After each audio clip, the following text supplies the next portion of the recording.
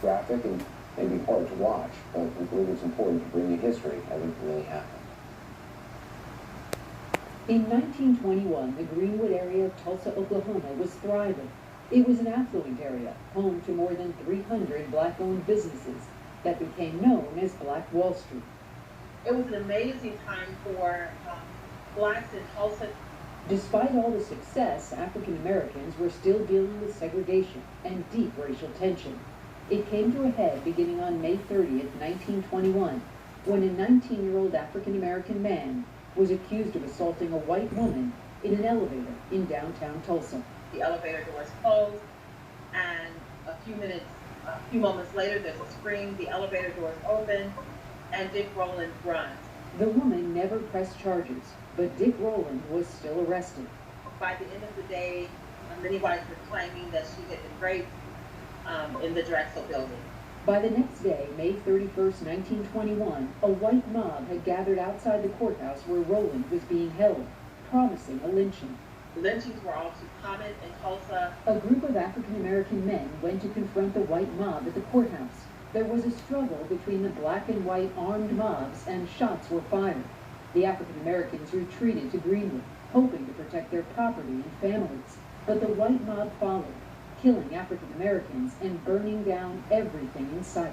They called in the National Guard, who was told that there was a Negro uprising and Negroes were killing innocent unarmed whites, so they sided with the predominantly white police force. Nearly 6,000 African Americans were forcibly detained.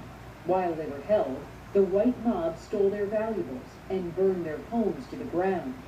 George Monroe was just 5 years old when the massacre happened. The thing that I remember more than any other thing is when my mother looked out the front door and saw 4 men with torches coming down our sidewalk into our house. This woman's grandmother lived through it too. It was really murder. It was a massacre. My grandmother was awakened at night and just told to run. Just get up and run. And they ran. She was only 9. They ran for a day. By the time it was over, at least 300 African Americans were dead. Many were buried in mass graves or piled on dump trucks and dumped in the Arkansas River, according to the Greenwood Cultural Center. 35 square blocks of property were destroyed too, leaving most black families with only the clothes on their backs. This was about racism. This was about envy. They saw that blacks were, many of them were very wealthy, and they were simply envious.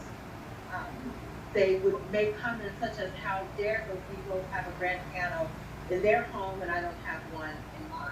We will not forget the history of Black Wall Street or the 1921 Tulsa race massacre.